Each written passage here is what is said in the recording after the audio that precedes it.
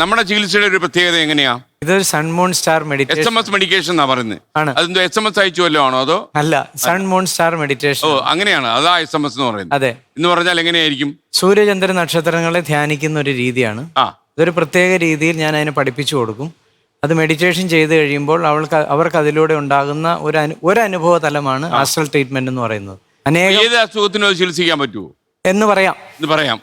അപ്പൊ ഈ സമയത്ത് മരുന്നുകൾ വല്ലതും ഉപയോഗിക്കുമോ? വേണ്ടി വരില്ല. ഇല്ല, ഇംഗ്ലീഷ് മരുന്നുകളും ഇന്ത്യൻ സിസ്റ്റമിലുള്ള എല്ലാവരും ഉപേക്ഷിച്ചവരാണ് സാധാരണ എന്റെ അടുത്ത് വരാറുള്ളത്. ഈ ക്യാൻസർ ബാധിച്ചവരൊക്കെ വരാറുണ്ട്.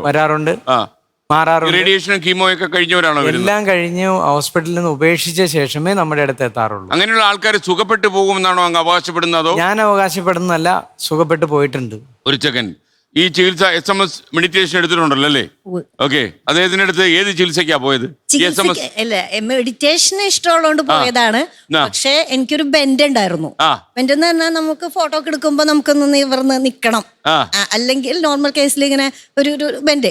പക്ഷെ അതിനെ കുറിച്ച് ഞാൻ ബോധേഡായിരുന്നില്ല, കാരണം അതുകൊണ്ട് എനിക്ക് വേറെ പ്രശ്നമൊന്നും ഉണ്ടായിരുന്നില്ല. പക്ഷെ മെഡിറ്റേഷൻ ചെയ്തു തുടങ്ങി പിന്നെ എന്നെ കസേരയിലാണ് സാധാരണ മെഡിറ്റേഷൻ ചെയ്യാനിരിക്കാറ്.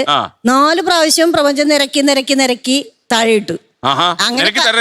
താഴെ കണ്ടോണ്ടിരിക്കാൻ. അല്ല, ഗുരുജി ഞങ്ങളുടെ അടുത്തില്ല, ഗുരുജി ദൂരെ എവിടെയാണ്. ഞങ്ങള് സൂം മീറ്റിൽ കാണുന്നു. ഗുരുജി കാണുന്ന തന്നെ മെഡിറ്റേഷൻ തുടങ്ങിയിട്ട് 1.5 മാസം കഴിഞ്ഞിട്ട് ഒരു റിട്രീറ്റിനാണ് ആദ്യമായിട്ട് ഗുരുജിയെ കാണുന്നത് തന്നെ. മെഡിറ്റേഷന് പോകാൻ കാര്യം എന്തായിരുന്നു? മെഡിറ്റേഷൻ ചെയ്യാൻ ഇഷ്ടമുണ്ടായിരുന്നു. 5 മിനിറ്റ് വരെ ഇരിക്കാനുള്ള കപ്പാസിറ്റി എനിക്കില്ല. ഞാൻ അപ്പത്തേക്ക് റെസ്റ്റ്ലെസ് ആയിട്ട് പോകും. അപ്പൊ ഗുരുജി ഇങ്ങനെ യൂട്യൂബിൽ ഇതുപോലെ തന്നെ കണ്ടിട്ട് ഗുരുജി ഇങ്ങനെ പറഞ്ഞു 45 മിനിറ്റിനുള്ളിൽ അനുഭവം കിട്ടും, അങ്ങനെയാണെങ്കിൽ ഒന്ന് ട്രൈ ചെയ്യാം. അല്ല, വേറെ അസുഖമൊന്നും ഉണ്ടായിട്ട് പോയതല്ല. അങ്ങനെ മെഡിറ്റേഷൻ ചെയ്യാൻ ഇരുന്ന് കഴിഞ്ഞപ്പോഴാണ് ഭയങ്കര എക്സൈറ്റഡ് ആയി. എന്ന് വെച്ചിട്ടുണ്ടെങ്കിൽ ഭയങ്കര ബ്ലാങ്ക് ആവുക, ഹൃദയത്തിന്റെ ഭാഗം അങ്ങനെ എന്താണ് എയർ കണ്ടീഷൻ ആകുന്ന ഒരവസ്ഥ. ലോകത്തെവിടെയായാലും ഏത് സമയത്തും 24 വാർത്തകളും ഓഗ്മെന്റഡ് റിയാലിറ്റി പാക്കേജുകളും എക്സ്പ്ലെയിനറുകളും വിശദമായി കാണാൻ ഞങ്ങളുടെ യൂട്യൂബ് ചാനൽ നിങ്ങൾക്ക് സബ്സ്ക്രൈബ് ചെയ്യാം.